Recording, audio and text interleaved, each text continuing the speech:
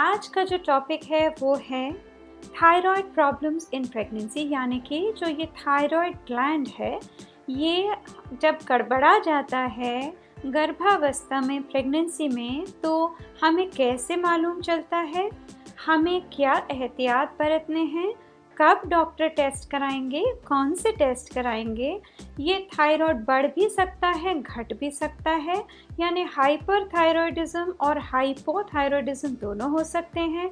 तो उस वक्त हमको क्या क्या रिस्क है, माँ को क्या रिस्क है, जो कोख में आपके बच्चा है उसको क्या रिस्क है, बच्चा जब पैदा हो जाता है तो उसको क्या तकलीफ़ें होती हैं, यदि थायराइड आपकी प्रेगनेंसी में गड़बड़ाया हुआ, ये नियंत्रण में नहीं था, अटपटा रहा, तो बच्चे पे क्या नेगेटिव साइड इफ़ेक्ट्स हो सकते हैं और इसका क्या इलाज है, क्यों ये इलाज करना है, क्या ये थायराइड की तकलीफ़ जो प्रेगनेंसी में आई है ये हमारे साथ हमेशा के लिए ही जुड़ जाएगी या थायराइड की प्रॉब्लम से हमें कभी निजात भी मिल सकता है।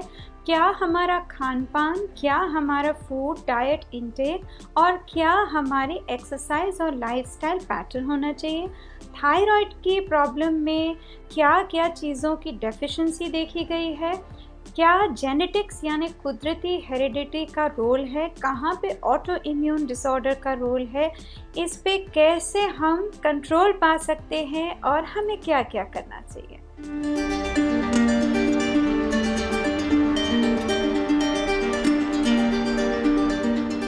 आप लोगों को जान के शायद हैरत होगी कि ये जो थायराइड ग्लैंड है ये एक एंडोक्राइन ग्लैंड सबको मालूम है, पर सारी एंडोक्राइन प्रॉब्लम्स में से ये नंबर 2 पोजीशन में प्रेवलेंट है प्रेगनेंसी के दौरान, जो हमें तकलीफ देता है। थायराइड आखिरकार है क्या? ये एक छोटा सा ग्लैंड है और एक्चुअली तितली बटरफ्लाई की शेप का ग्लैंड है, जो हमारे जो विंड पाइप है ट्रेकिया उसके आगे यहाँ पर होता है, एंटीरियर नेक यानी सामने के नेक में होता है।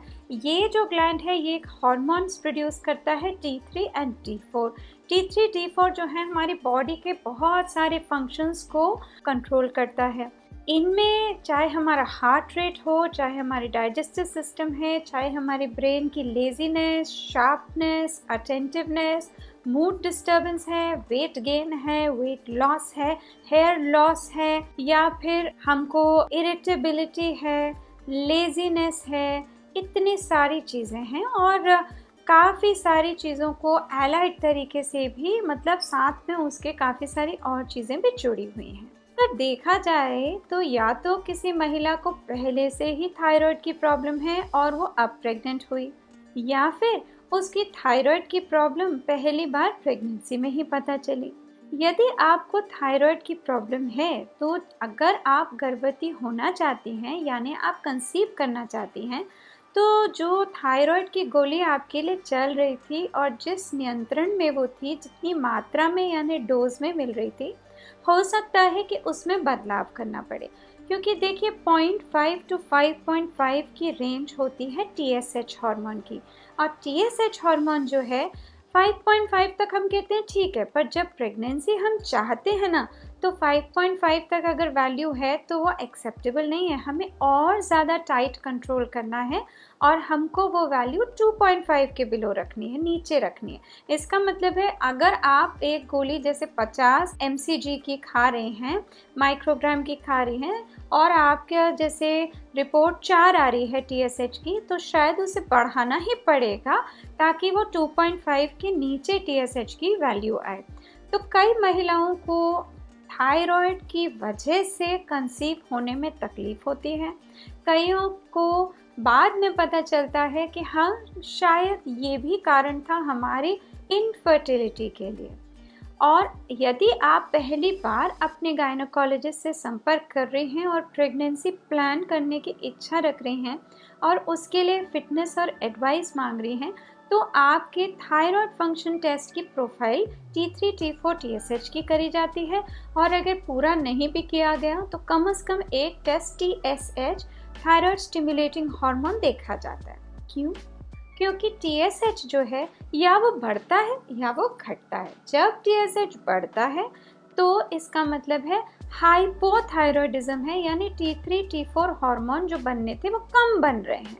यानी कि थायराइड की डेफिशिएंसी, कमी है, हाइपोथायरॉयडिज्म है। और जब TSH हमारा घट जाता है तो इसका मतलब है अत्यधिक, ज़रूरत से ज़्यादा हार्मोन T3 T4 का प्रोड्यूस हो रहा है, इसका मतलब है हाइपरथायरॉयडिज्म है।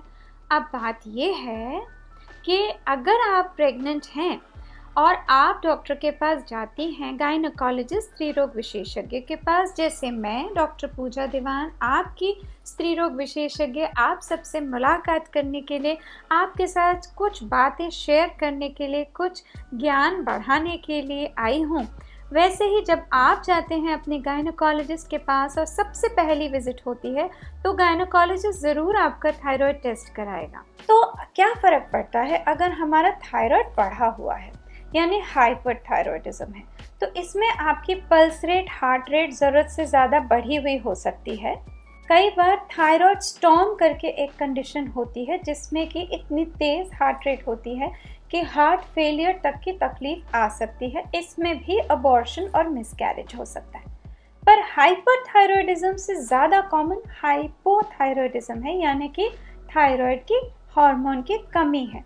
इसमें यह देखा गया है कि या तो कंसीव नहीं हो रहा, या अगर कंसीव हो रहा है और बच्चा चिपक रहा है तो ठीक से जड़ नहीं पकड़ रहा, या फिर जड़ पकड़ ली है तो मिसकैरेज या अबॉर्शन हो रही है, या अगर प्रेगनेंसी चल रही है तो जो बच्चा है वो वज़न में कम है या उसकी ग्रोथ थोड़ी कमज़ोर है, जिससे कि IUGR, intra uterine growth restriction बोलते हैं। या फिर ये भी हो सकता है कि हमारी जो प्रेगनेंसी है उसमें हम जो माँ है उसी को प्रेगनेंसी के दौरान ब्लड प्रेशर हो जाए, जिसे कि प्रेगनेंसी इंड्यूस हाइपरटेंशन या प्री एक्लेम्सिया कहते हैं। तो ये तकलीफ़ें हो सकती हैं जो हमें समझनी है। कई बार समय से पहले डिलीवरी यानी प्री टर्म लेबर भी हो जाती है।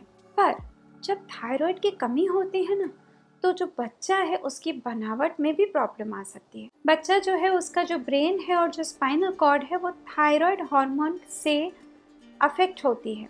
यदि हम थायराइड हार्मोन की डेफिशिएंसी कमी रहने दें तो बच्चे की कॉग्निशन यानी सोचने की क्षमता, उसकी IQ भी कम हो सकती है। बच्चा मेंटली रिटार्डेड भी पैदा हो सकता है, जिसे क्रेटिनिज्म बोलते हैं।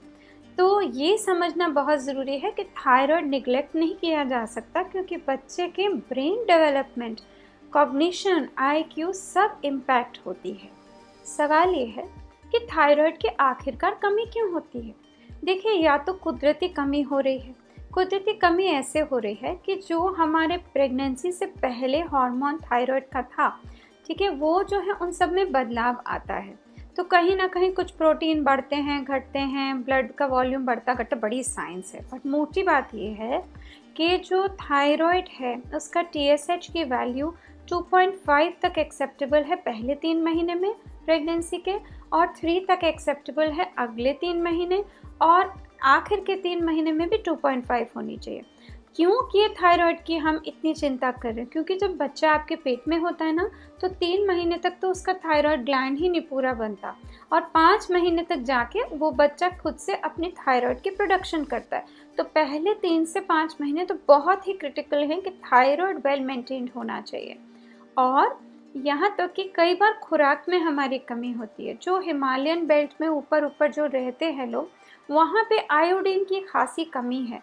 तो जो हम पानी पीते हैं, खाना खाते हैं, उस सब में आयोडीन की कमी है। हम मानते हैं कि भारत सरकार ने, जैसे नमक है, टाटा नमक, उसमें आयोडीन डाल रखी है, उसको फोर्टिफाई कर रखा है, और वो ये भी कहते हैं कि यही आप नमक खाइए। हम बिल्कुल ये बात मानते हैं, पर कई लोगों को वो मिलता नहीं है या वो उसकी वैल्यू नहीं समझते, और वो सादा नमक जो कि आयोडीन में कम है उसको खा रहे होते हैं, तो उनमें भी थायराइड की प्रॉब्लम होती है। यहाँ तक कि कई थायराइड की प्रॉब्लम्स जो हैं हम अपने पूर्वजों से, अपने माँ बाप से लेते हैं। आपने देखा होगा कई बार लोगों की फैमिलीज़ में थायराइड रन करता है, मतलब एक को थायराइड है, दूसरे को थायराइड है। और आमतौर पे ये जो थायराइड की प्रॉब्लम है ये ना एंटीबॉडीज़ के साथ रिलेटेड है। मतलब मेरे ही शरीर में कोई ऐसी चीज़ उत्पन्न हो रही है जो मेरे ही ग्लैंड को अपना न मान के, पराया मान के उसको अटैक कर रही है, तो उसकी वजह से मेरे जो थायराइड ग्लैंड हार्मोन बनाने की क्षमता रखता है वो घट रही है। इसके लिए तो एंटीबॉडी टेस्ट होते हैं, जैसे टीपीओ एंटीबॉडी, टीजी एंटीबॉडी यानी thyroid peroxidase and thyroglobulin antibody. कई लोगों का तो देखने में भी यहाँ पे ग्लैंड मोटा सा होता है, जिसको थायराइड इनलार्जमेंट या गोइटर बोलते हैं। तो अब आप समझें कि प्रेगनेंसी की रिक्वायरमेंट की वजह से, ऑटो इम्यून कारण की वजह से, जेनेटिक्स की वजह से, आयोडीन की डेफिशिएंसी की वजह से थायराइड की कमी हो सकती है। और थायराइड की कमी होना यानी हाइपोथायरॉयडिज्म यानी कि TSH की लेवल ज़्यादा होना और उसके कारण T3 T4 हार्मोन कम बनना ज़्यादा कॉमन है, ज़्यादा देखा जाता है, ना कि हाइपरथायरॉयडिज्म। अब बात ये आती है कि चलिए पता चल गया आपको हाइपोथायरॉयडिज्म है यानी कम है तो भी गोली खानी है, हाइपरथायरॉयडिज्म है तो भी गोली खानी है। फ़र्क सिर्फ ये है कि हाइपरथायरॉयडिज्म की जो गोली आमतौर पे खिलाई जाती है प्रेगनेंसी से पहले यानी नॉन प्रेग्नेंट स्टेट में, जब आप गर्भवती नहीं थी, वो जो आमतौर पे दवाई खिलाई जाती है वो प्रेगनेंसी के लिए फिट नहीं मानी जाती। तो यदि आप हाइपरथायरॉयड की मरीज़ हैं तो वो दवाई बदलनी पड़ती है, क्योंकि वो बच्चे की ग्रोथ के लिए अच्छी नहीं मानी जाती। पर अगर हाइपोथायरॉयडिज्म है तो आमतौर पे जो गोली है ना, वो थायरॉक्सिन की गोली होती है, एल्ट्रॉक्सिन की गोली होती है, जिनके ब्रांड नेम्स एल्ट्रॉक्सिन, थायरॉक्स, थायरोनॉम, थायरोनीन इस तरह से होते हैं। आपने ये भी देखा होगा कि जब आप डॉक्टर के पास गए तो डॉक्टर बार बार आपको बोलता है अब फिर थायराइड का टेस्ट करो, अब फिर थायराइड का टेस्ट करो। आमतौर पे जब आप दवा खा रहे हैं तो वो TSH का और साथ में फ्री T4 का टेस्ट बोलता है, कम से कम TSH का टेस्ट तो बोलते ही हैं। तो जब तक आपके 20 हफ्ते यानी 5 महीने की प्रेगनेंसी नहीं होती, वो बार बार आपका टेस्ट कराते हैं हर 4 हफ्ते पे, और 20 हफ्ते होने के बाद वो आपके 4 से 6 हफ्ते के अंतराल यानी गैप पे टेस्ट कराते हैं, और तब तक कराते हैं जब तक आप डिलीवर नहीं होती। अब जैसे अगर हाइपोथायरॉयडिज्म है और आपको थायरोनॉम, थायरॉक्सिन, एल्ट्रॉक्सिन करके गोली दी गई है, तो वो गोली आप देखेंगे छोटी सी शीशी में होती है, और वो जो शीशी है ना वो हल्के ब्राउन कलर की होती है। कभी सोचा कि ये हल्के ब्राउन रंग के क्यों हैं? इसलिए क्योंकि इसको धूप से बचाना है, ये धूप से सेंसिटिव है।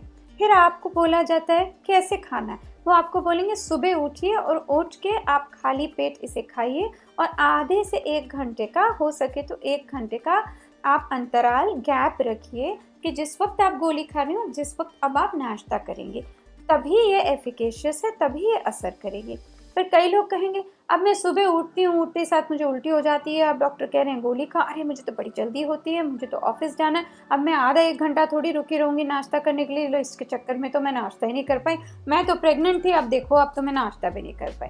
तो यदि आपको ये गोली सुबह नहीं लेनी है, जो कि आइडियल सिचुएशन है कि लेनी चाहिए, तो आप रात में भी ले सकती हैं, पर खाना खाने के कम से कम 3 घंटे का गैप होना चाहिए।